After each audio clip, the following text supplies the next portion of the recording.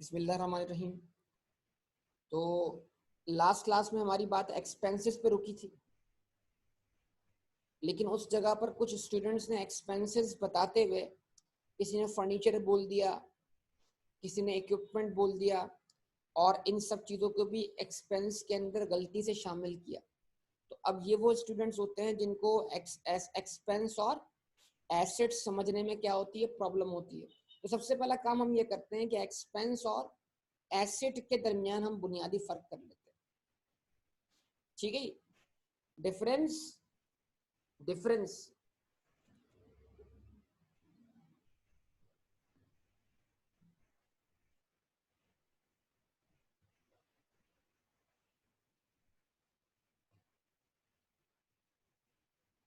Difference between asset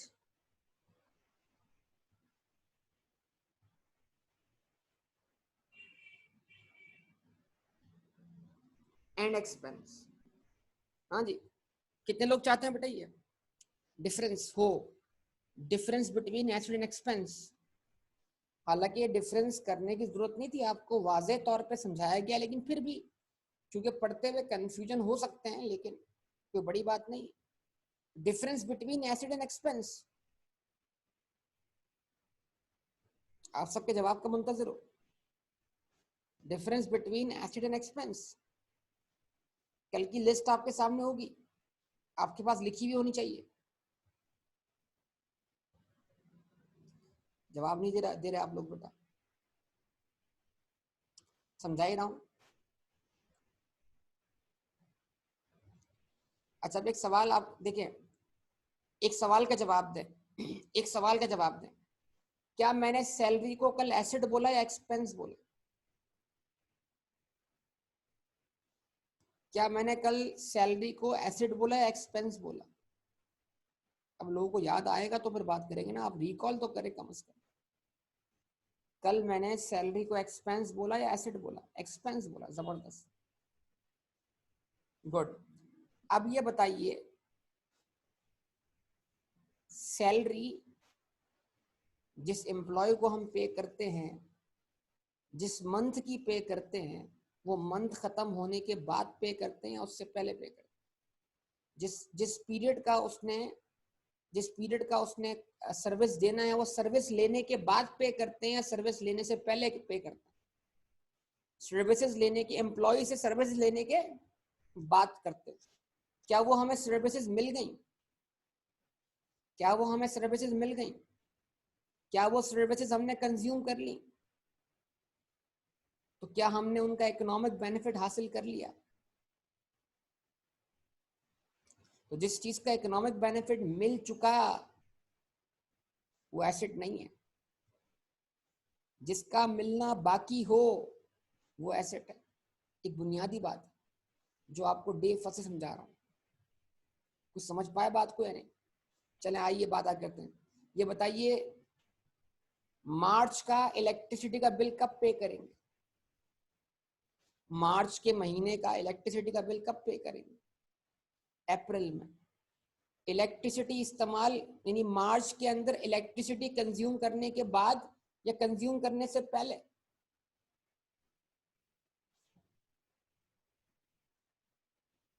electricity consume करने के बाद या कंज्यूम करने से पहले? कंज्यूम करने के बाद। तो इकोनॉमिक बेनिफिट लेने के बाद या इकोनॉमिक बेनिफिट लेने से पहले?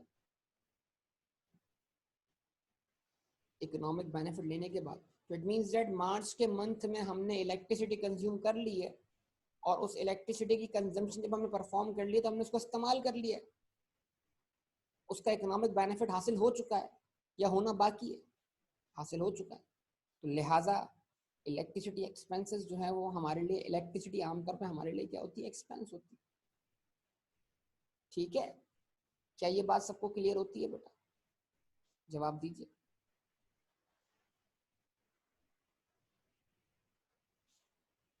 तो ये आप, अच्छा अब देखिए, मैं बात को थोड़ा ट्विस्ट करता हूँ। देखिए, अब ये बताइए आप लोग, अब ये बताइए आप लोग कि अगर यही इलेक्ट्रिसिटी बिल मैं एडवांस में पे कर दूं, रेंट, चले इलेक्ट्रिसिटी बिल की बात तो हम करते हैं, रेंट बोलते हो, रेंट, रेंट भी आमतौर पे हम कब पे करते हैं, जिस मंथ का रेंट होता है वो मंथ खत्म होने के बाद, ऐसा ही है, ऐसा है बेटा। रेंट कब पे करते हैं, मार्च का रेंट कब पे किया, अप्रैल में, अप्रैल का रेंट कब पे किया, मई में, ऐसे ही। तो जिस मंथ का रेंट है वो मंथ का सर्विसेज लेने के बाद हम क्या करते हैं, उसकी पेमेंट कर रहे होते हैं। तो हमें इकोनॉमिक बेनिफिट मिल चुका होता है जो पेमेंट हम कर रहे होते हैं, लिहाजा हम उसको एक्सपेंस ट्रीट करते हैं, ठीक है। लेकिन अगर अगर लैंडलॉर्ड को आने वाले 6 महीने का रेंट एडवांस में दे दिया जाए, एडवांस में, तो जो पेमेंट मैंने अभी की है, क्या मैं उसका इकोनॉमिक बेनिफिट ले चुका हूं, या वक्त गुजरने के साथ साथ मुझे उसका इकोनॉमिक बेनिफिट मिलेगा? तो क्या मैंने आपको प्री पेमेंट नहीं बताई थी, प्री पेमेंट, प्री पेमेंट नहीं बताई थी मैंने आपको?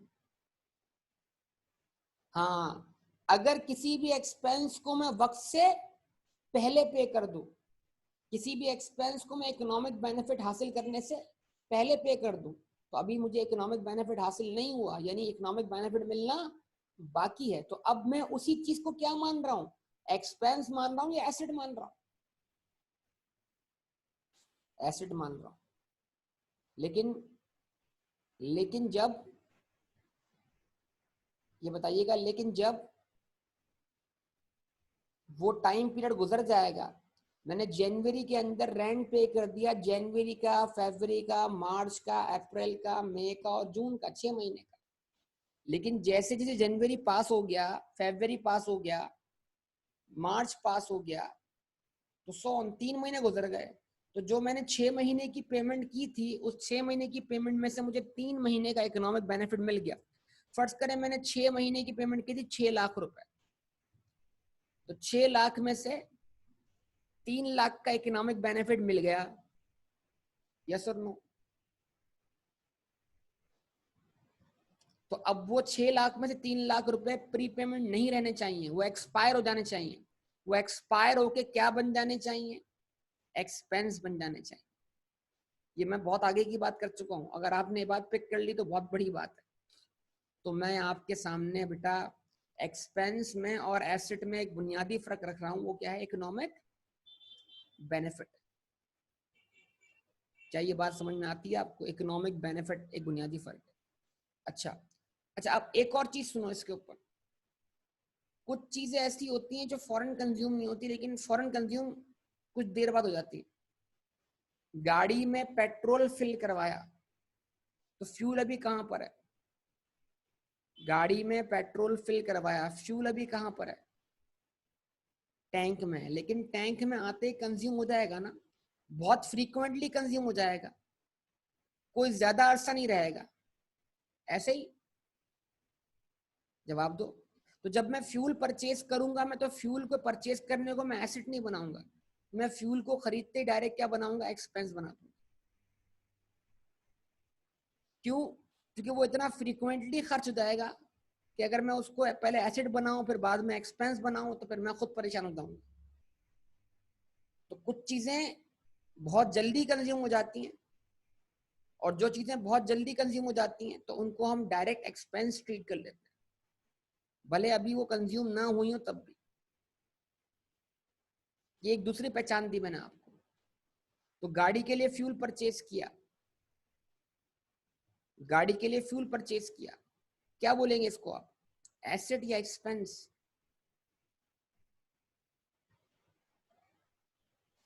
भाई सबसे बात कर रहा हूं, गुड, एक्सपेंस।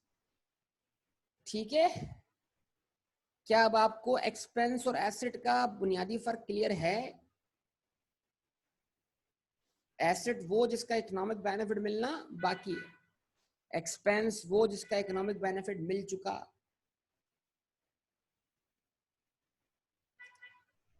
इन्वेंट्री पे आ रहा हूं बेटा, इन्वेंट्री पे आ रहा हूं, इन्वेंट्री तो समझानी है आज बेटा आप लोगों को। ठीक है जी, ओके। तो अब स्टार्ट करते हैं, आगे बढ़ते हैं, ठीक है ना।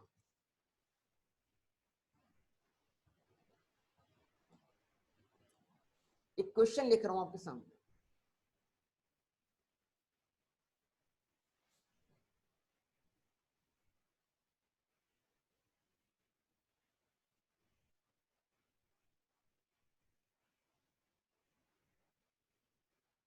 Mister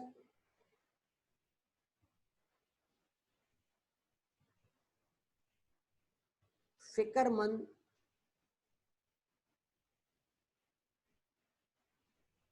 started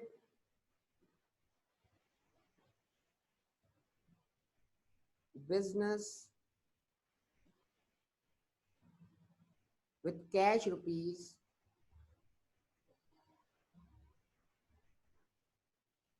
200,000। फिकरमंद ने बिजनेस स्टार्ट किया कितने से बेटा? फिकरमंद ने बिजनेस स्टार्ट किया कितने से? 2 लाख रुपए से। यानी क्या मतलब इस बात का? उसने 2 लाख रुपए अपने बिजनेस में इन्वेस्ट किए। यस और नो बोलिए। ठीक है जी। तो मिस्टर फिक्रमंद हैं, ये बड़े फिक्रमंद रहते हैं। ये सोचते हैं यार अलम के बाहर जो है वो कोई केबिन वेबिन नहीं है यार, बहुत सारे बच्चों को बहुत दूर दूर जाना पड़ता है। तो फिक्रमंद ने कहा मैं लगा लेता हूँ केबिन अलम के बाहर यार। ठीक है।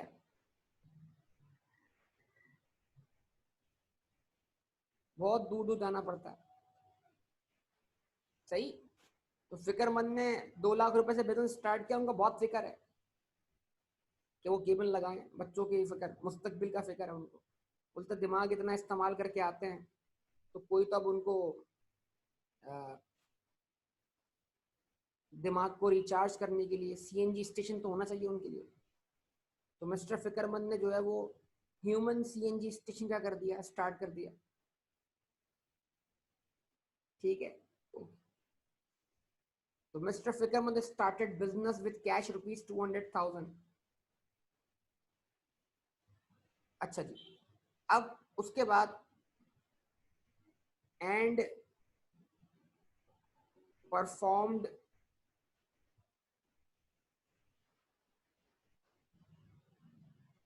The following transactions.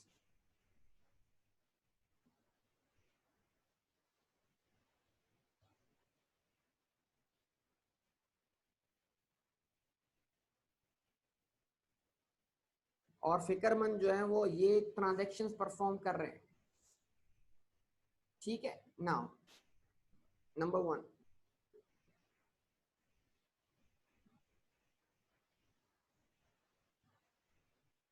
obtained loan of rupees 100,000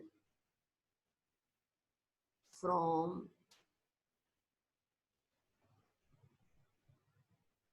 दौलतमंद।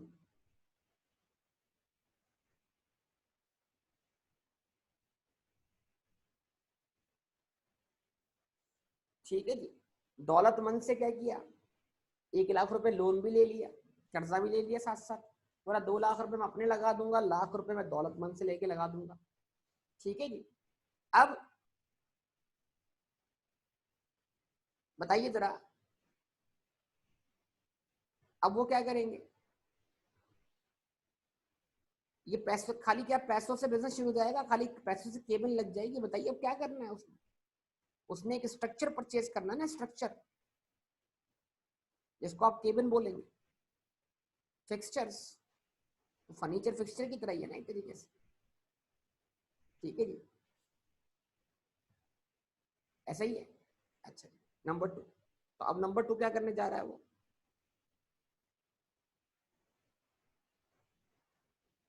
Purchase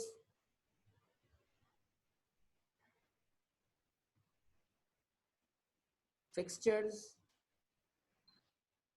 of rupees 120,000। 1,20,000 रुपए की शानदार किस्म की केबिन क्या कर ली उसने? परचेज कर ली। ठीक है जी। Purchase fixture of rupees 120,000। हाँ जी, 1 लाख रुपए लाइबिलिटी। अभी तो मैंने परफॉर्म कहाँ किया ट्रांजेक्शन को? मैं तो खाली ट्रांजेक्शन बना रहा हूँ, जबानी बयान कर रहा हूँ, जबानी। ठीक है। ये तो समझा रहा हूँ, जो हमने अब सीखा उसको हम ओवरऑल अप्लाई करने जा रहे हैं। चलो भाई केबिन भी आ गया, अब क्या करें? बताइए जरा।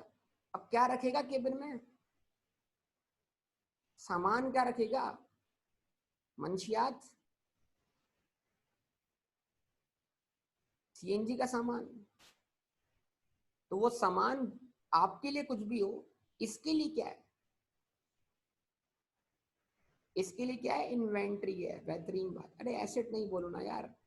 अब जो जो सामान रखेगा, एसेट तो फिक्सचर भी तो है ना बेटा। अब वो सामान जो रखेगा यहाँ पर बेचने के लिए, वो क्या है? इसके लिए इन्वेंट्री। ठीक है।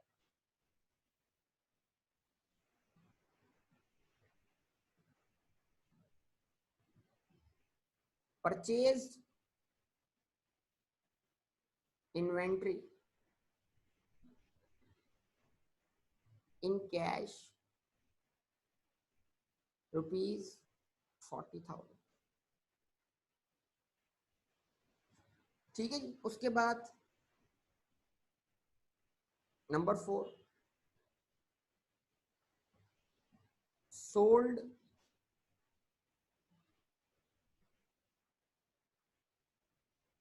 Inventory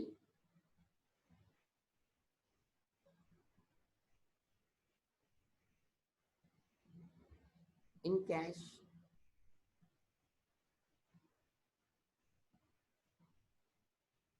₹30,000।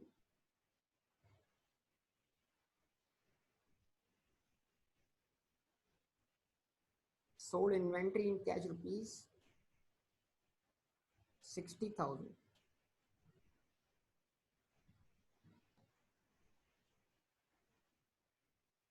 having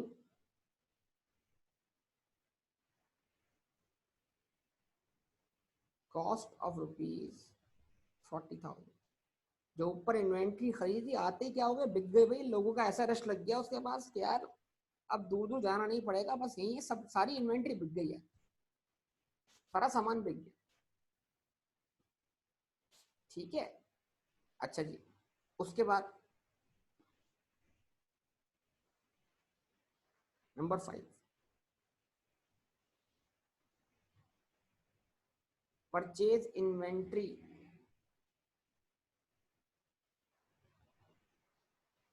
on credit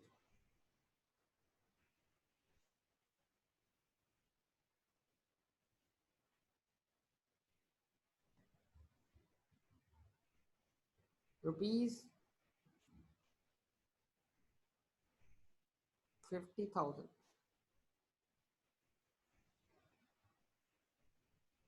from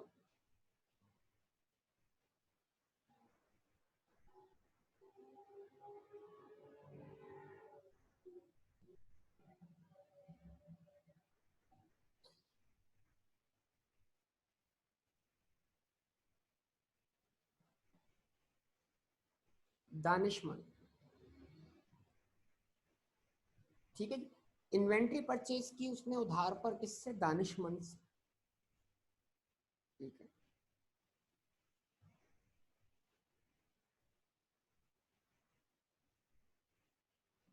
sold inventory on credit for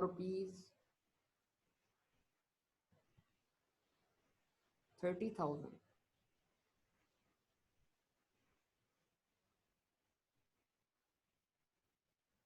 having cost of ₹20,000 to जरूरतमंद।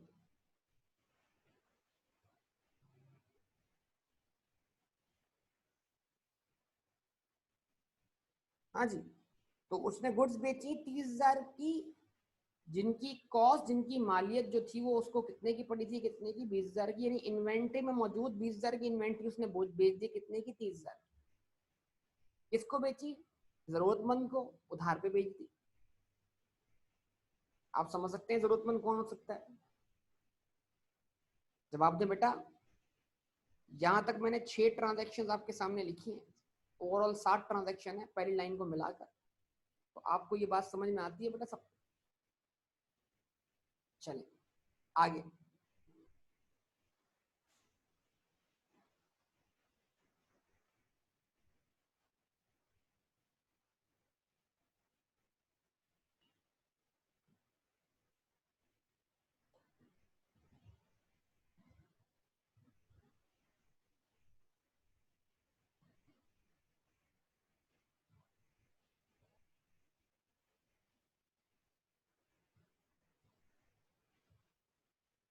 Paid salary to salesman rupees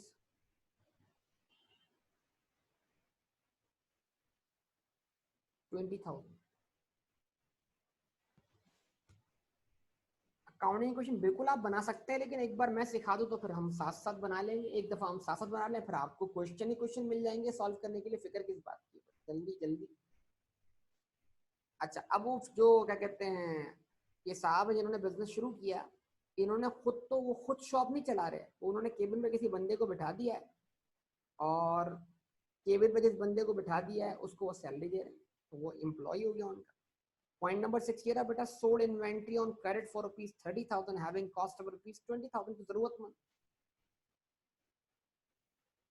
जरूरतमंद को उसने बेचा। जरूरत भाई, जरूरतमंद को उधार दोगे ना आप बेटा?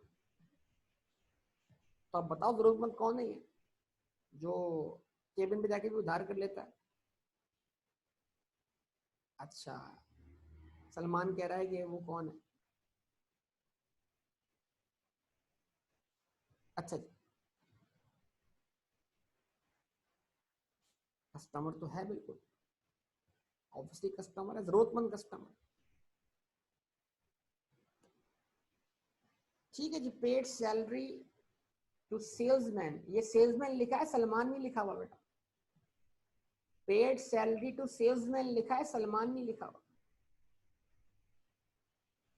सेल्समैन लिखा हुआ। सलमान मत समझिएगा इसको आप, एक ही बात। अच्छा जी, पेड सैलरी टू सेल्समैन कितना बेटा? 20,000। तो मेरे ख्याल से ये बेसिक ट्रांजेक्शन हैं, इनके जरिए हम समझने की कोशिश करते हैं इन तमाम चीजों को। शुरू करें बेटा अकाउंटिंग इक्वेशन, बोलिए।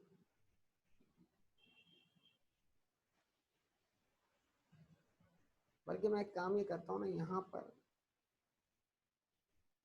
सातवीं ट्रांजेक्शन भी इधर लिख देता हूँ, ताकि सारी ट्रांजेक्शन एक ही पेज पे आ जाए।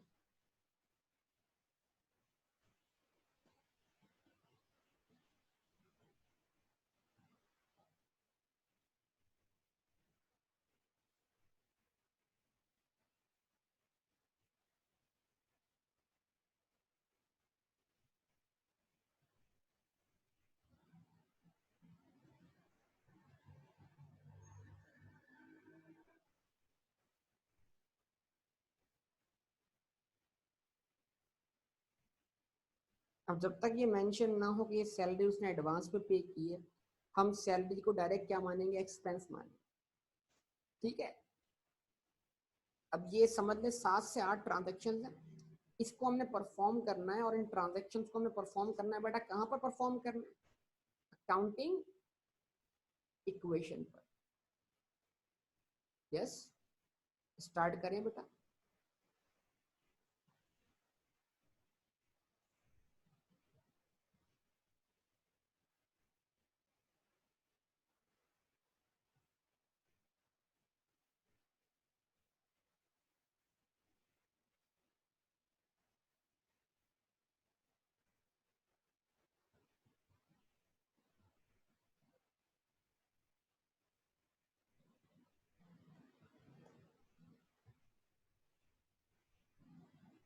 ओके, स्टार्ट करते हैं।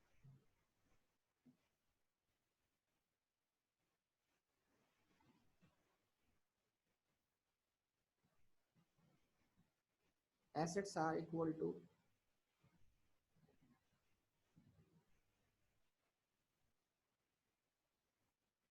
Equities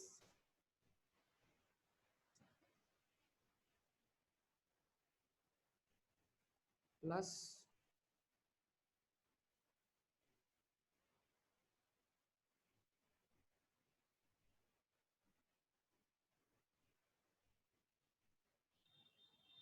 liabilities. ठीक है जी। अब आप बताइए, बिजनेस शुरू हुआ कितने से? 2 लाख रुपए से। क्वेश्चन आपके सामने होगा सबके, दोबारा दिखा देता हूँ। बिजनेस शुरू हुआ, मिस्टर फिकरमंद स्टार्टेड बिजनेस विथ कैश ₹200,000। फिकरमंद ने बिजनेस शुरू किया 2 लाख रुपए से। क्या मतलब? अब सुनिएगा बेटा, कल तक ये 2 लाख, सुनिए बात को, बड़ी इंपॉर्टेंट बात कर रहा हूँ। कल तक ये 2 लाख रुपया फिकरमंद के घर पे रखा हुआ था। कल तक ये 2 लाख रुपया उसका पर्सनल कैश था। कल तक 2 लाख रुपया उसका पर्सनल कैश था, पर्सनल। आज बिजनेस में इन्वेस्ट हो गया, आज ये कैश बिजनेस का कैश है। तो बिजनेस में कैश को हम कौन सी कैटेगरी में लेके जाएं? Assets, liabilities, equity. Cash, cash खुद क्या है?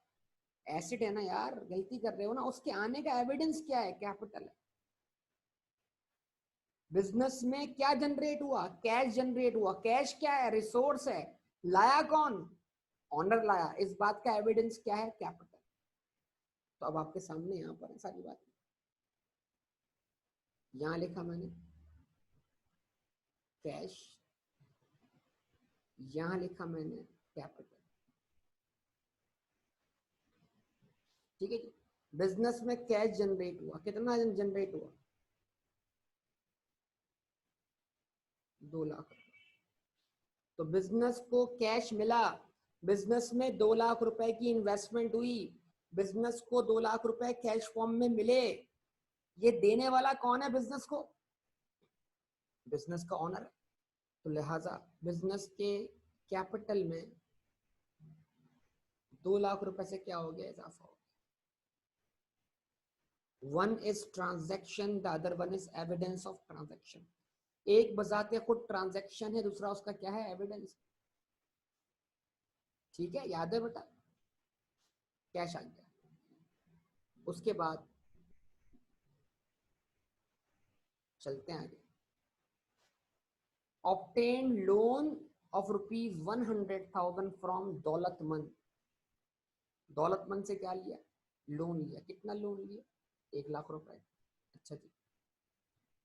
तो 1 लाख रुपए बिजनेस में मजीद जनरेट हुए।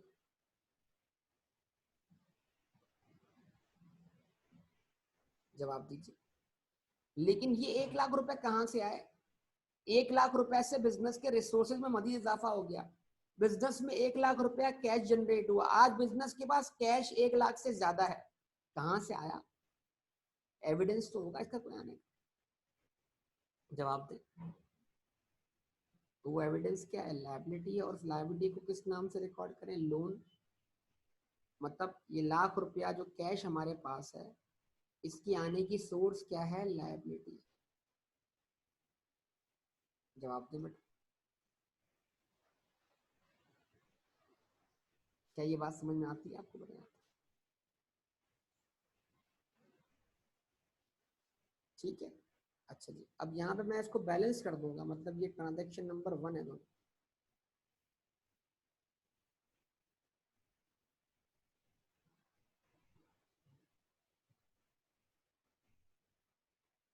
बैलेंस करने का मतलब क्या है भाई? कि अब हमारी पोजीशन क्या है? हमारी पोजीशन ये है कि हमारे पास 3 लाख रुपए का कैश मौजूद है, जिसमें से 2 लाख रुपए का कैश ऑनर का जनरेट किया हुआ है और 1 लाख रुपए का कैश उधार पे लिया। ठीक है। अगर ये कैश कल किसी और शक्ल में भी कन्वर्ट हो जाएगा, ये कैश नहीं रहेगा, तो तब भी लायबिलिटी हमें बताएगी कि हमने इतना कैश कहीं से जनरेट किया था।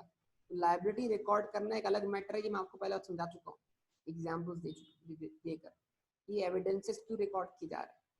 One is transaction, the other one is evidence of transaction. चलेंगे, ओके, आगे बढ़ते हैं। अब उसके बाद नंबर 2 ट्रांजैक्शन क्या है? Purchase fixtures for ₹120,000। तो फिक्सचर क्या है? वो जो केबिन उसने खरीदी, वो केबिन उसके लिए क्या है? Property, plant and equipment. Yes, जवाब दीजिए। क्या वो केबन उसके लिए पीपीई है? फिक्सचर्स एंड फर्नीचर में फॉल करेगा? क्या उस केबन का economic benefit for more than one accounting period है? क्या वो केबिन काम आएगी सेलिंग एंड डिस्ट्रीब्यूशन में? जवाब दें। यस, बेहतरीन। तो उस इस ये जो इसने फिक्सचर परचेज किया, इसको हम एसेट माने या एक्सपेंस माने? क्या माने इसको? एसेट माने। अब जरा तवज्जो चाहिए होगी आप सबकी। ट्रांजैक्शन नंबर 2, इधर लिखा मैंने फिक्सचर।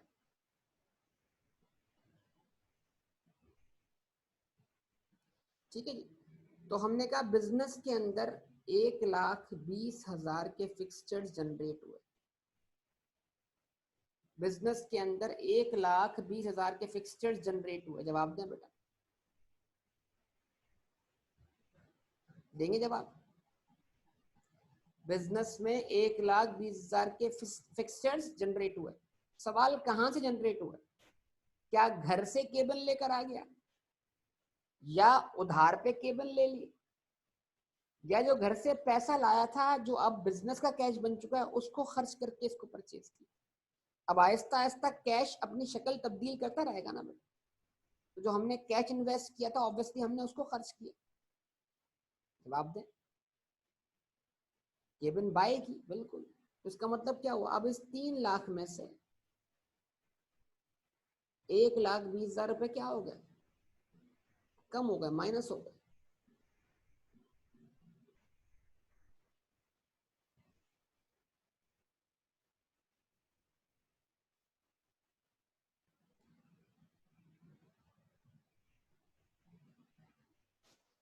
ठीक है जी। अब बैलेंस देख लो, क्या बैलेंस है। आज हमारे बिजनेस की पोजीशन क्या है? सर आज हमारे पास 1,20,000 के फिक्सचर्स हैं। जवाब दें। 1,80,000 का हमारे पास कैश है, और टोटल एसेट्स हमारे पास कितने हैं? 3 लाख के। अभी भी 3 लाख के कैश कन्वर्ट हो गया वो फिक्सचर्स के अंदर। लेकिन इन इन एसेट्स के आने की सोर्स 2 लाख से जो है वो कैपिटल, और 1 लाख से क्या है? लायबिलिटी। जवाब दीजिएगा बेटा। अगली ट्रांजेक्शन परफॉर्म करूं।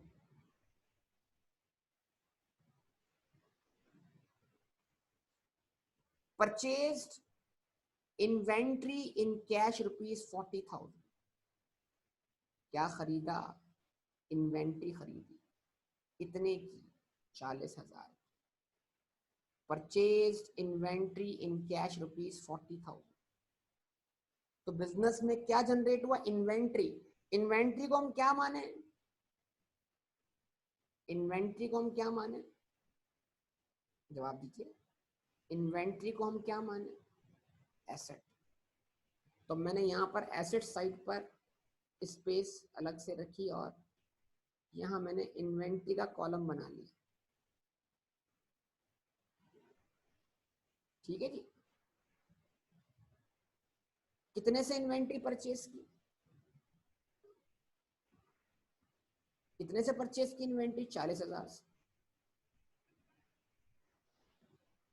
तो बिजनेस के रिसोर्सेज में इन्वेंट्री में 40,000 से, आप उसको दोबारा सॉल्व कर लेना बेटा। बिजनेस की इन्वेंट्री, यानी बिजनेस की इन्वेंट्री बढ़ने से बिजनेस के रिसोर्सेज में 40,000 से क्या हुआ? इजाफा हुआ। सवाल, ये इन्वेंट्री कहाँ से लाया? अगर ये इन्वेंट्री घर से लाया है तो एविडेंस कैपिटल है। ये इन्वेंट्री उधार पे लिए तो एविडेंस लायबिलिटी है। और अगर ये इन्वेंट्री परचेज की है, जितने अमाउंट से इन्वेंट्री बढ़ेगी उतने अमाउंट से बिजनेस के कैश या बैंक बैलेंस में क्या आएगी? कमी आ जाएगी। जवाब दीजिएगा। इन्वेंट्री परचेज की ऑब्वियसली कैसे? कैश खर्च करके। कैश कम हो गया कितने से? 40,000 से।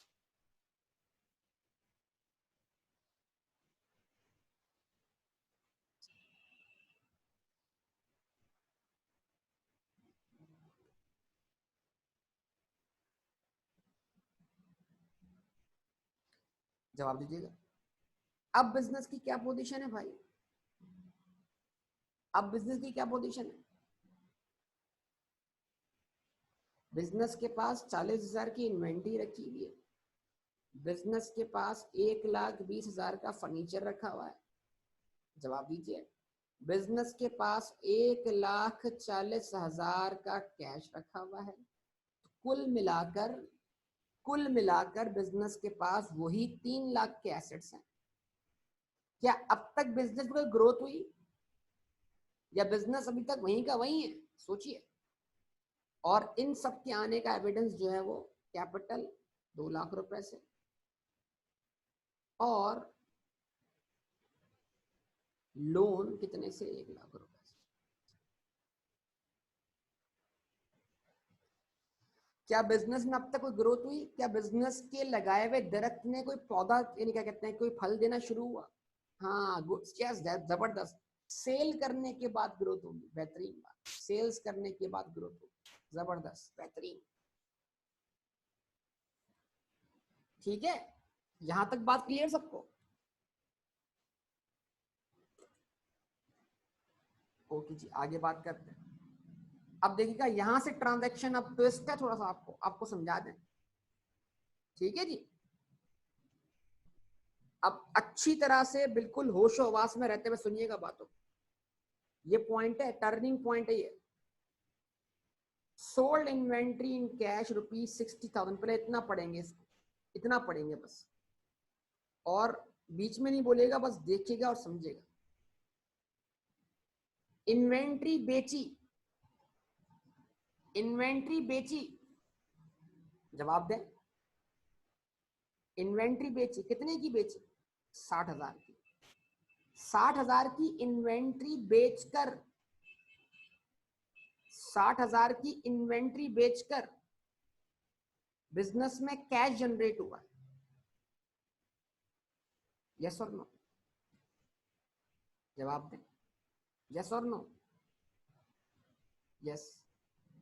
तो जब 60,000 की इन्वेंट्री बेची, तो 60,000 की इन्वेंट्री, अभी प्रॉफिट पे बात, मैंने कहा ना जल्दी मत कीजिएगा प्लीज, प्रॉफिट पे आ रहा हूं, फिक्र ना करो। 60,000 की इन्वेंट्री बेचकर बिजनेस ने कैश जनरेट किया कितने से? 60,000। तो एक तरफ कैश का बढ़ना रिकॉर्ड किया हमने, ये 60,000 रुपए कैश जनरेट हुआ, सही है। ये बिजनेस के अंदर क्या जनरेट हुआ? Gross inflow. ये बिजनेस में क्या जनरेट हुआ? Gross inflow. यस और नो? ये बिजनेस में क्या जनरेट हुआ? Gross inflow. किस शक्ल में? कैश की शक्ल में। तो बिजनेस को जवाब देना पड़ेगा ना कि इस इनफ्लो के जनरेट होने की वजह क्या है? वजह देखो, एक तरफ इनफ्लो है, कैश आया है, एक तरफ कैश जनरेट हुआ है, लेकिन ये कैश जनरेट कैसे हुआ है, इसको भी तो नाम देना पड़ेगा ना। इसको क्या नाम दें? सेल्स। कल सिखाया था आपको, सेल्स। और सेल्स क्या करेगी? बिजनेस की इक्विटी को ग्रो करेगी। ये सेल्स होने से, बिजनेस ऑपरेट करने से इक्विटी में क्या आएगी? ग्रोथ आएगी। जवाब दे बेटा। अब इसका एक और स्टाइल समझने का, ये 60,000 रुपए जो बिजनेस की जेब में आया है, ये 60,000 रुपए जो बिजनेस की जेब में आया है, ये किसका है? ये किसने कमाया है? लोन देने वाले ने कमाया है या बिजनेस में इन्वेस्ट करने वाले ने कमाया है? तो अब ये बताना पड़ेगा ना, ये 60,000 किससे बिलोंग करते हैं? ये 60,000 का हकदार कौन है? इस 60,000 पे रिस्क एंड रिवॉर्ड्स किसने बेयर किए? तो इट मीन इस 60,000 को, इस 60,000 का ताल्लुक किससे जोड़ना पड़ेगा? इन्वेस्ट करने वाले की, इन्वेस्ट करने वाले से। और अभी इस अकाउंटिंग इक्वेशन में इन्वेस्ट करने वाला हमें कहां दिख रहा है? कैपिटल साइड पे दिख रहा है, लोन वाली साइड पे दिख रहा है, या एसेट साइड पे दिख रहा है? जवाब दीजिए, कहां दिख रहा है? इन्वेस्ट करने वाला कहां दिख रहा है? कैपिटल के नाम से दिख रहा है ना, बिल्कुल फिक्रमंद, कैपिटल। तो इसका मतलब ये नहीं, ये 60,000 रुपए किसने कमाए? इस 60,000 रुपए इन्वेस्ट करने वाले ने कमाए। 60,000 से मैंने इक्विटी बढ़ा दी और इक्विटी बढ़ने की वजह बताई ब्रैकेट में, क्या? सेल्स। सेल्स। तो एक तरफ कैश इंक्रीज हुआ 60,000 से, जिससे मैं ये कम्युनिकेट कर रहा हूं कि मेरे बिजनेस में कैश इनफ्लो हुआ है 60,000 से, कैश बढ़ गया 60,000 से। लेकिन अगला जवाब देना पड़ेगा अकाउंटिंग में, ये कैश जनरेट होने की वजह क्या है? क्या ऑनर ने मजीद इन्वेस्टमेंट की, या ये बिजनेस के ऑपरेट करने से कैश जनरेट हुआ? अगर ये बिजनेस के ऑपरेट करने से कैश जनरेट हुआ, ट्रेड करने से कैश जनरेट हुआ, तो ऐसा कैश क्या कहलाएगा? सेल्स कहलाएगा। क्या यहाँ तक, इस स्टेप तक बात क्लियर है आप सब लोगों को? अब ये मुकम्मल नहीं हुई ट्रांजैक्शन, मैं सबसे पूछ रहा हूँ, सब बता दीजिए प्लीज। और उसामा है यहाँ पर? उसामा बेटा, उसामा मौजूद है यहाँ पर? उसामा हसन मौजूद है?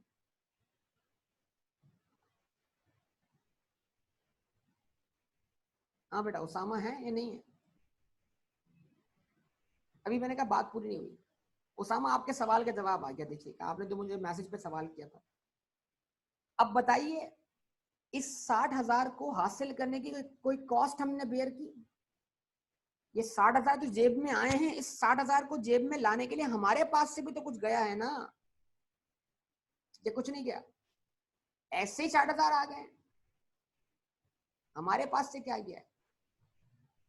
क्या गया है? इन्वेंट्री, जो कि जिसकी मालियत कितनी है? 40,000। ऐसा ही है? जवाब दीजिए। इसका मतलब क्या हुआ? इन्वेंट्री मैंने कम कर दी, कितने से कम कर दी? 40,000 से।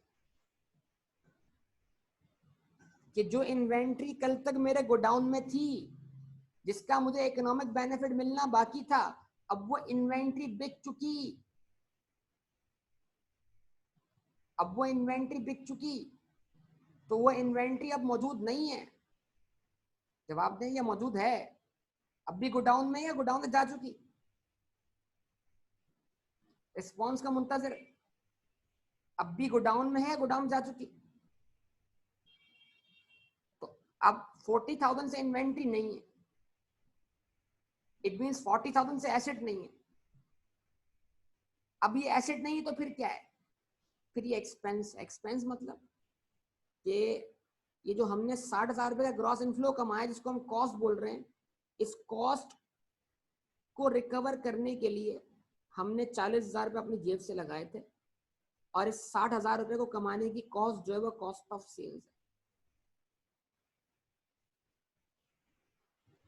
तो जब मैं सेल में से कॉस्ट ऑफ सेल क्या करूंगा? माइनस करूंगा, तब मुझे प्रॉफिट मिलेगा ना।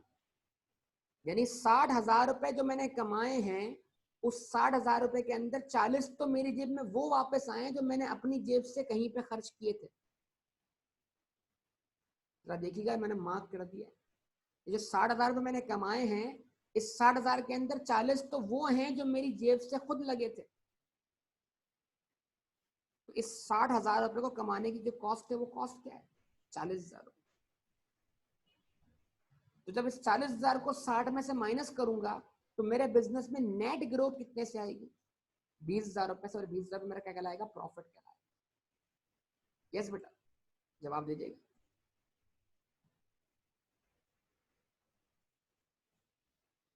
तो अब बिजनेस की क्या पोजीशन है? अब बिजनेस की क्या पोजीशन है? ये ट्रांजैक्शन नंबर 4 रिकॉर्ड किया हमने।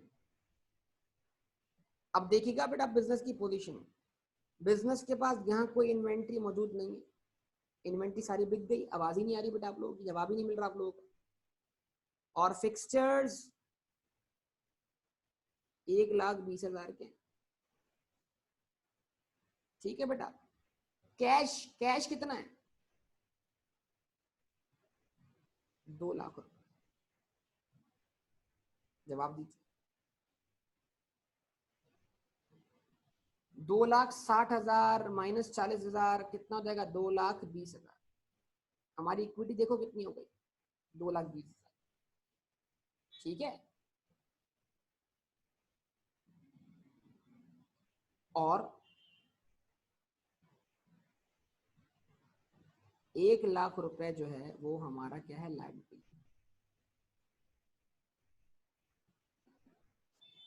हाँ, इक्विटी में बेटा उसामा, इक्विटी में बेटा नेट इंक्रीज आया है, नेट। लेकिन अगर आप उसको तोड़ के देखो तो 60,000 से इक्विटी बढ़ रही है और 40,000 से इक्विटी कम हो रही है। तो रेवेन्यूज जो हैं वो इक्विटी को इंक्रीज करेंगे और एक्सपेंसेस जो हैं वो इक्विटी को डिक्रीज करेंगे। अल्टीमेटली नेट इफेक्ट देखना पड़ेगा, नेट इफेक्ट। अगर किसी भी पॉइंट पे रेवेन्यूज क्या होंगे, ज्यादा होंगे और एक्सपेंसेस कम होंगे तो ऑब्वियसली इक्विटी नेट अमाउंट से क्या होगी, इंक्रीज होगी। अगर मैंने 100 वाली चीज कितने की बेची, 150 रुपए की, तो ऑब्वियसली 100 रुपए मैंने अपनी जेब से लगाए। लेकिन जब मेरी जेब में अमाउंट वापस आया तो 150 रुपए मेरी जेब में वापस आए। उस 150 रुपए के अंदर मेरे लगाए हुए 100 रुपए भी थे और 50 रुपए भी थे। ठीक है, तो अगर मैं रेवेन्यू और एक्सपेंस को अलग अलग देखता हूं, अलग अलग, तो रेवेन्यू से क्या हो रहा है, इक्विटी में इजाफा हो रहा है, और एक्सपेंस से क्या हो रहा है, इक्विटी में कमी आ रही है। लेकिन जब मैं इन दोनों को नेट कर देता हूं तो रेवेन्यू ज्यादा है और एक्सपेंस कम है, लिहाजा मेरी नेट इक्विटी जो है, जो नेट बैलेंस है, वो मेरी इक्विटी को बढ़ा रहा है। अगर किसी भी पॉइंट पे फर्ज करो कॉस्ट ज्यादा होती और आप उससे जो अमाउंट रिकवर करते वो कम होता, आप अपनी चीज लॉस में बेचते तो फिर क्या होता, उससे आपकी इक्विटी बढ़ती है कम हो जाती। तो हम इसको इक्विटी में इसलिए इफेक्ट ले रहे हैं कि अब जो भी नुकसान होगा वो किसने बर्दाश्त करना है, रिस्क एंड रिवॉर्ड्स बियर करने वाला कौन है, इस बिजनेस का रिस्क बियर करने वाला कौन है, लायबिलिटी वाला, या यानी इस बिजनेस का प्रॉफिट भी किससे बिलोंग करता है, बिजनेस के ऑनर से। अगर इस बिजनेस का लॉस होगा तो वो भी कितने से बेयर, कौन बेयर करेगा। अब जरा इसको रिवर्स सोच लीजिए, रिवर्स उसामा, उसामा इसको रिवर्स सोचिए कि फर्ज कीजिए आपने इन्वेंट्री बेची होती 60,000 रुपए की और उसकी कॉस्ट लाख रुपए होती, तो जरा क्या देखिए क्या होता, 60 से आप इक्विटी बढ़ाते और लाख से आप इक्विटी कम करते, नेट इफेक्ट कितने का आता, 40,000 का। 2 लाख में से 40,000 कम हो जाते और इक्विटी कम हो गई, कितनी रह जाती, 160। इसका मतलब क्या होता, इक्विटी में ग्रोथ नहीं आई बल्कि इक्विटी में कमी आ गई। मतलब जो भी नुकसान हुआ वो नुकसान बर्दाश्त किसने किया, लायबिलिटी वाली साइड नहीं या इक्विटी वाली साइड। इसका मतलब बिजनेस जो भी कमाएगा वो किससे बिलोंग करेगा, ऑनर से। बिजनेस को जो भी लॉसेस होंगे वो कौन, किससे बिलोंग, वो किससे बिलोंग करेंगे।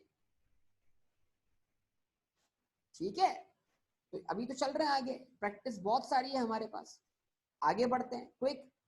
चलेगी उसके बाद ट्रांजैक्शन नंबर 5।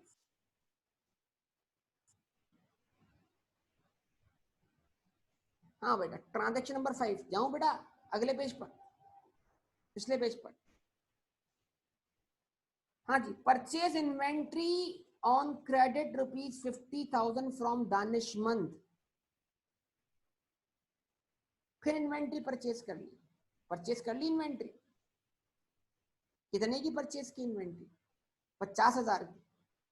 जवाब दीजिए, 50,000 की। अब तवज्जो चाहिए होगी आप सबकी बेटा। इन्वेंट्री परचेज की, इन्वेंट्री वाले कॉलम में मैंने 50,000 रुपए लिख दिए। लेकिन मेरा सवाल, क्या इस इन्वेंट्री के आने की वजह से मेरे कैश में कोई कमी आ रही है, क्या ये इन्वेंट्री मैंने कैश खर्च करके परचेज की है, क्या इस इन्वेंट्री के आने की वजह से कैश में कोई कमी आ रही है, नहीं। तो कैश तो कम नहीं हो रहा, फिर इस इन्वेंट्री आने की सोर्स तो बतानी पड़ेगी ना। या तो सोर्स ऑनर होगा, हो सकता है ऑनर अपने पर्सनल पैसे से खरीद के ले आया हो, या फिर उधार पे परचेज किए, क्रेडिट पे परचेज किए। बताइए कैसे परचेज किया होगा, कैसे परचेज किया होगा बताइए।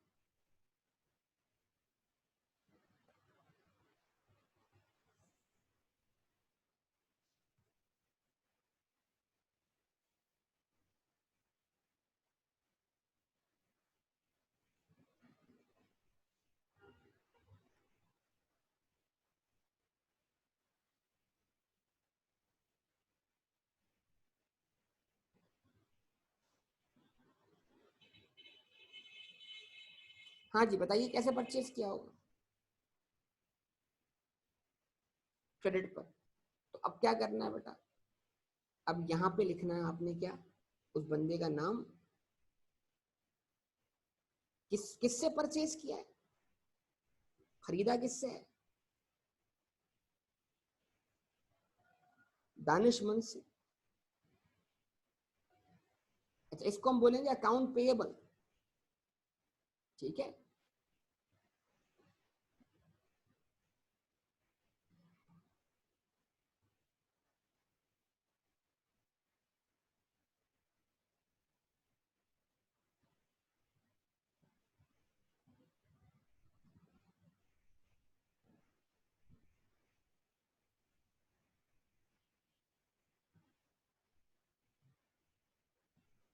ठीक है, दानिशमंद से परचेज किया, हमारी लायबिलिटी बढ़ गई कितने से, 50,000।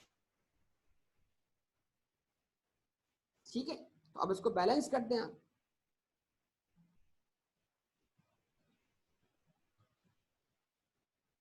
क्या बैलेंस आता है, 50,000 हमारे पास इन्वेंट्री का बैलेंस है, जवाब दीजिएगा। 1,20,000 हमारे पास फिक्सचर का बैलेंस है, 2,00,000 रुपए हमारे पास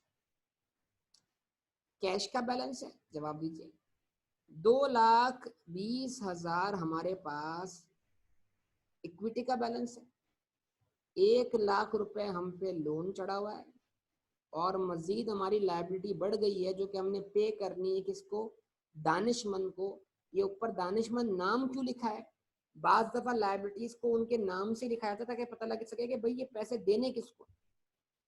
बाय नेचर इसका असल नाम या कॉमन नेम तो उसको बोलेंगे अकाउंट पेएबल या क्रेडिटर, लेकिन अकाउंट पेएबल या क्रेडिटर्स को उनके नाम से लिखा जाता है, क्योंकि आपके प्रैक्टिकली बिजनेस एक से ज्यादा लोगों से गुड्स परचेज करता है, चीजें खरीदता है, तो हर बंदे को उसके नाम से रिकॉर्ड करें ताकि ये पता लग सके जनाब किसको कितना पे करना है। क्या ये बात समझ में आती है बेटा आप लोग, जवाब दीजिए।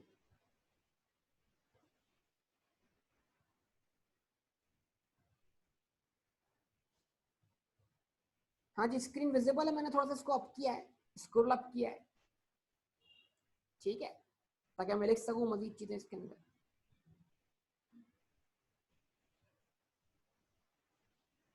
अच्छा जी, अब यहां पर आ जाइए जरा, अब ट्रांजेक्शन नंबर 6 है, sold inventory on credit. Inventory बेची, कितने की बेची, 30,000 की। इन्वेंट्री बेची कितने की, 30,000। किसको बेची, जरूरतमंद को। यस, इन्वेंट्री बेची, कितने की बेची, भाई आप सब लोग देख लें जरा, थोड़ा टेक्निकल मुश्किल बातें शुरू होंगी आहिस्ता आहिस्ता। इन्वेंट्री बेची, कितने की बेची, 30,000 की। उसकी कॉस्ट कितनी है, 20,000 की। किसको बेची, जरूरतमंद को। किस पे बेची, उधार पर। जवाब दें, उधार पे बेची कि नहीं बेची। तो क्या ये 30,000 हमें कैश में मिले, या इस 30,000 को वसूल करने का राइट टू रिसीव एस्टेब्लिश हुआ। क्या 30,000 हमें कैश में मिले, या इस 30,000 को रिसीव करने का राइट एस्टेब्लिश हुआ, राइट। तो इस राइट टू रिसीव को हमने क्या नाम दिया था, अकाउंट रिसीवेबल। अकाउंट रिसीवेबल या डेटर, याद है, सही है। डेटर क्या था, एसेट था। ये सारी बातें समझाकर आया हूं पहले मैं आप लोगों को, चलेगी। अब जरा देखिएगा ठहर कर, संभल कर।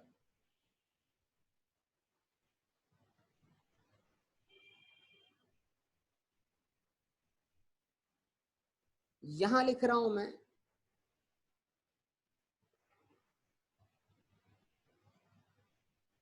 जरूरतमंद,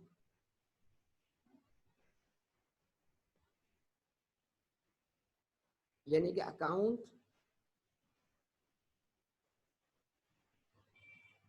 रिसीवेबल। कितना अमाउंट रिसीव करने का राइट स्टैब्लिश हुआ, कितना अमाउंट। अच्छा, अभी अकाउंटिंग इक्वेशन लिखते वक्त मैं करंट और नॉन करंट की बहस नहीं करूंगा, ये आगे चल के करूंगा, ठीक है। अभी अभी इसमें नहीं पढ़ेंगे हम।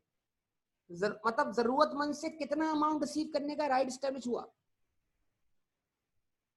30,000 रुपए। तवज्जो, तवज्जो। तो मैंने कहा कि भाई मुझे इससे 30,000 वसूल करने हैं, तो बताना तो पड़ेगा क्यों वसूल करने। वो वजह जिस वजह से मुझे इससे 30,000 वसूल करने, वो वजह क्या है? गुड्स का बेचना।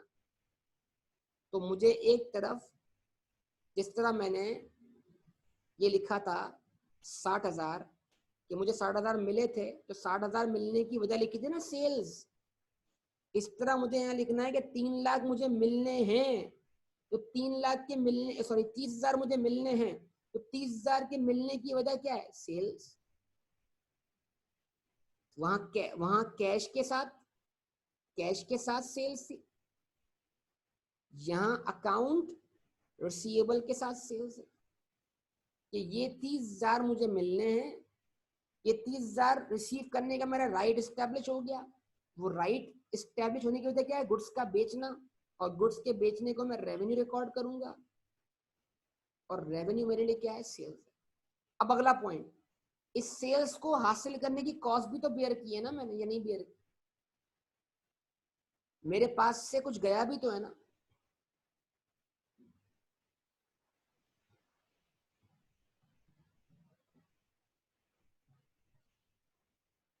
क्या गया है? इन्वेंट्री। क्या पूरी 50,000 की इन्वेंट्री दे दी? नहीं सर, 50 में से 20,000 की, पूरी 50,000 नहीं। देखो अभी समझो ना बेटा, 20,000 की इन्वेंट्री बेची मैंने 30,000 की, तो मेरे पास गोडाउन में तो इन्वेंट्री भरी पड़ी होंगी ना बेटा, या मेरे पास तो इन्वेंट्री ज्यादा होंगी। तो एट टाइम मैंने अपनी सारी इन्वेंट्री तो नहीं बेची। मेरे पास जो इन्वेंट्री मौजूद है उसमें से मैंने 20,000 की इन्वेंट्री कितने की बेच दी? 30,000। तो अब मेरे इन्वेंट्री के बैलेंस में कमी कितने से वाकया हुई? सवाल ये, अब मेरे इन्वेंट्री के बैलेंस में कमी कितने से वाकया हुई, ये पूछ रहा हूं मैं आपसे।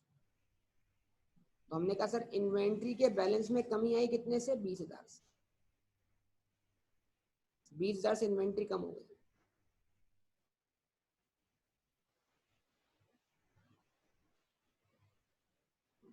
यानी अब 20,000 की इन्वेंट्री गोडाउन में या उस केबिन में मौजूद नहीं है।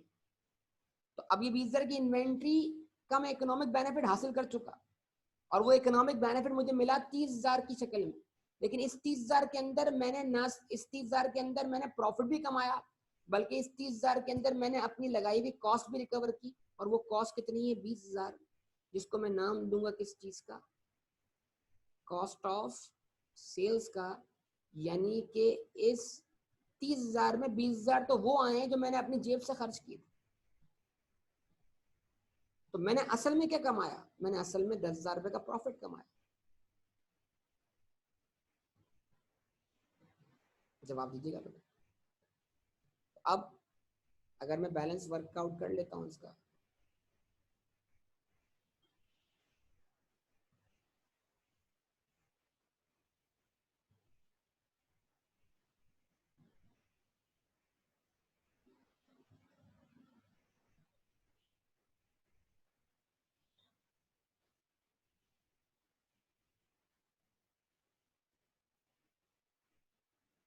बैलेंस क्या आएगा?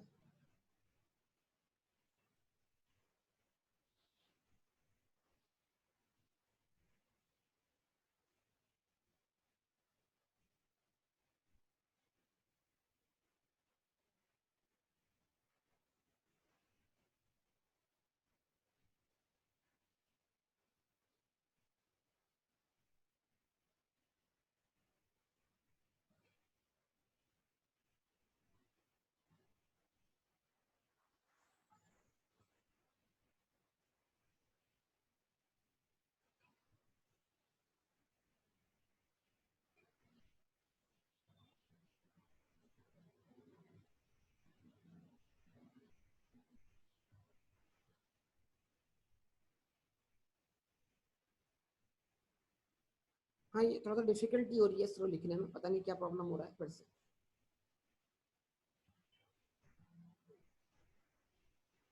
तो इसको मैं नेक्स्ट पेज पे मूव कर लेता हूँ।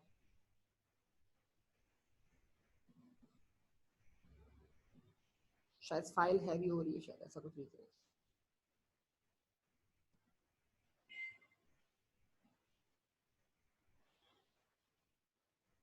चलिए आप मुझे जरा बैलेंस लिखवा दीजिएगा अगले पेज पे।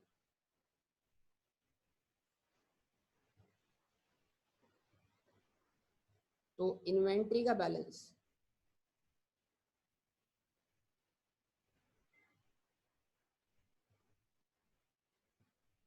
कितना बचा, 30,000।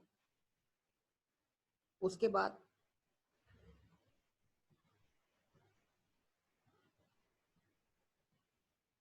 फिक्सचर वही 1,20,000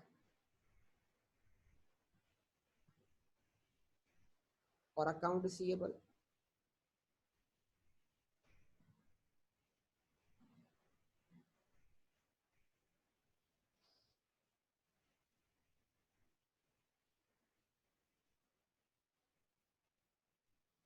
इन शॉर्ट लिख रहा हूँ अकाउंट रिसीवेबल, वो कितना था अकाउंट रिसीवेबल, 30,000।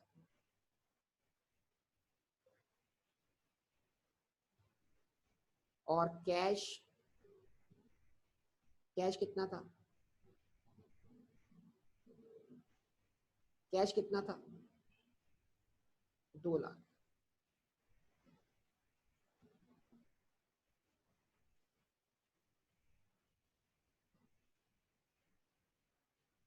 कैपिटल कितना हो गया, 2,30,000।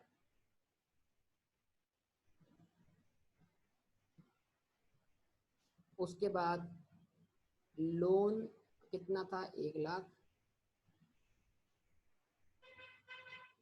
और अकाउंट पेएबल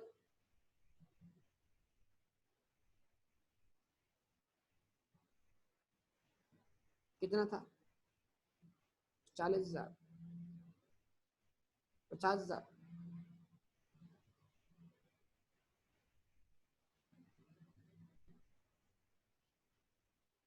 ठीक है, अब इसको आप बैलेंस करके देख सकते हैं कि आज हमारे पास 2,00,000 का कैश मौजूद है, 1,20,000 का फर्नीचर मौजूद है, 30,000 की इन्वेंट्री मौजूद है, 30,000 का अकाउंट रिसीवेबल मौजूद है। तो 2,00,000 और 1,20,000 जनाब 3,20,000, 3,20,000 प्लस 30,000 3,50,000 और 30,000 कितना हो गया, 3,90,000। आप हिसाब देख लें इसका, जवाब दीजिएगा। 3,80,000, 3,80,000 बिल्कुल करेक्ट। तो 3,80,000, 2,00,000 और 1,20,000, 3,20,000 और 30,000, 3,50,000 और 30,000, 3,80,000। तो 3,80,000 आपके पास लेफ्ट हैंड साइड पर है, राइट हैंड साइड भी देख लीजिएगा।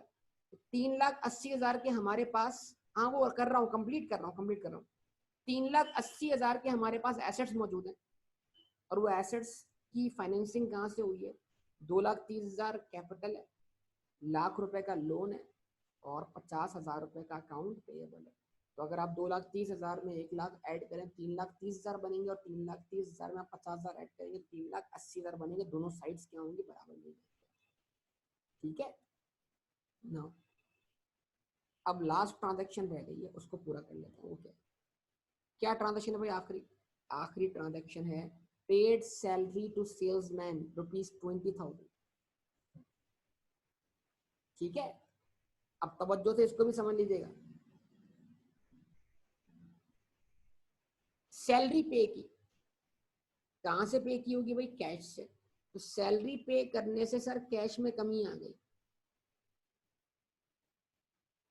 कितने से, 20,000 से। तो जवाब देना पड़ेगा ना, 20,000 रुपए कहाँ खर्च हुए। क्या इस 20,000 से कोई एसेट आया जो हमें मुस्तकबिल में इकोनॉमिक बेनिफिट देगा, या ये 20,000 जो हमने खर्च किए इसका इकोनॉमिक बेनिफिट हम हासिल कर चुके हैं, जवाब दीजिए। तो इसका मतलब ये है कि हमारी इक्विटी में जो ग्रोथ आई थी 30,000 रुपए की, उस ग्रोथ को, सुने सुने, जो इक्विटी में हमारी, देखो हमारा ओरिजिनल कैपिटल कितना था, 2,00,000 रुपए, उसमें ग्रोथ कितने से आई है, 30,000 रुपए से। उस 30,000 रुपए के ऊपर फर्दर कॉस्ट हमने कितनी बेयर की, सेकेंडरी एक्सपेंस जो हमने बेयर किया वो कितना है, 20,000। मतलब इस 30,000 को कमाने की जो फर्दर कॉस्ट है, वो फर्दर कॉस्ट कितनी है, 20,000 रुपए। तो हम इसको एक्सपेंस मान लेंगे और इसको हम इधर से माइनस कर देंगे कि भाई मजीद हमारी जेब से इतना पैसा लग गया है, और इसको हम नाम देंगे किस चीज का, सैलरी। Salary expense. तो एक्सपेंसेस जितने भी होंगे वो एक्सपेंसेस ऑब्वियसली आपकी इक्विटी को कम कर रहे हैं और रेवेन्यूज जो होंगे वो आपकी इक्विटी को बढ़ा रहे होंगे। मैंने क्या बोला था, इक्विटी में बिजनेस के ऑपरेट करने से जो ग्रोथ आती है वो ग्रोथ कैसे आती है, रेवेन्यूज इक्विटी को बढ़ाएंगे, एक्सपेंसेस इक्विटी को कम करेंगे, लेकिन अल्टीमेट इफेक्ट जो है वो नेट देखना है। नेट क्या है, नेट हमने बिजनेस में कमाया या लॉस किया है। तो स्टिल अगर आप नेट करेंगे तो नेट में ये बिजनेस आपको प्रॉफिट में दिखाई देगा। आप बैलेंस कर दें इसका 30,000 account receivable, 30,000 inventory, 1,20,000 fixtures, 1,80,000 cash, 2,10,000 capital,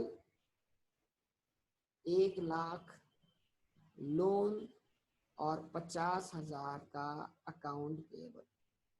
ये हमारे बिजनेस की पोजीशन है ये तमाम ट्रांजैक्शंस परफॉर्म करने के बाद। तो हमने बहुत सारी ट्रांजैक्शन कहाँ परफॉर्म की, अकाउंटिंग इक्वेशन पर। इस तरह हमें क्वेश्चंस प्रैक्टिस करने हैं और कुछ चैलेंजेस हमारे सामने आएंगे, लेकिन लॉजिकली हमने उन चैलेंजेस को फेस करना है, लॉजिकली। तो जो एक्सपेंस और रेवेन्यू और एसेट और लायबिलिटीज में सीखने का हिस्सा है। हाँ जी, यही बैलेंस शीट है, यही बैलेंस शीट है, बिल्कुल सही है। इसी को स्टेटमेंट ऑफ फाइनेंशियल पोजीशन कहते हैं, यही बैलेंस शीट होती है। लेकिन वो बैलेंस शीट इस तरह बनती नहीं है, ये तो बिगिनर लेवल है आपका। अभी आपको सब चीजें अकाउंटिंग इक्वेशन पे सिखाई जा रही है, लेकिन मैं आपको बोलता हूँ ये अकाउंटिंग इक्वेशन जो है वो एक ऐसी बुनियाद है जिसमें सब कुछ मौजूद है। प्रैक्टिकली सारे काम अलग अलग होंगे। प्रैक्टिकली जो मैं रेवेन्यू और एक्सपेंसेस को आपस में मैच कर रहा हूँ, वो मैच करने के लिए भी अलग से स्टेटमेंट बनाई जाएगी। Statement of financial position, balance sheet अलग से बनाई जाएगी, ठीक है। लेकिन अभी इस वक्त सारे काम कहाँ हो रहे हैं, अकाउंटिंग इक्वेशन में हो रहा है। तो उम्मीद करता हूं बेटा जहां तक आप सबको बात समझ में आई होगी, ठीक है। आज तक के लिए इतना ही, इंशाल्लाह बाकी डिस्कशन हमारा अगली क्लास में, ठीक है। क्वेश्चंस भेजता हूं मैं आप लोगों को, वो क्वेश्चंस आप करके बताइएगा मुझे, जरा देखेंगे फिर इंशाल्लाह। भाई कैश से इसलिए माइनस हुआ कि कैश खर्च हुआ। सवाल है कि कैश और कैपिटल दोनों से सैलरी माइनस होगी, रट्टे मत लगाए ना, कॉन्सेप्ट बनाए। आपने एम्प्लॉय को सैलरी कैसे दी, कैश पे करके। क्या कैश पे करके आपने एम्प्लॉय को सैलरी दी? तो कैश खर्च हो गया। अब बताना पड़ेगा कैश कहाँ खर्च हुआ। तो सर ये कैश खर्च हुआ ऐसी चीज की पेमेंट करने में जिसका मैं इकोनॉमिक बेनिफिट ले चुका हूं, यानी वो सैलरी थी। तो सैलरी मेरे लिए क्या है, बाय नेचर एक्सपेंस है, और एक्सपेंस का काम क्या है, इक्विटी को कम करना। तो उसका इफेक्ट मैंने इक्विटी पे ले लिया, ठीक है। आवाज का मसला तो आप थोड़ा सा रिमेनिंग पोर्शन आप रिकॉर्डिंग में सुन लीजिएगा बेटा। दोबारा इसकी रिकॉर्डिंग आप सब सुनेंगे, आप इसकी रिकॉर्डिंग देखेंगे सब लोग दोबारा एक दफा अच्छी तरीके से, होमवर्क करने से पहले, ठीक है। तो इसको मैं क्लोज करता हूं इंशाल्लाह।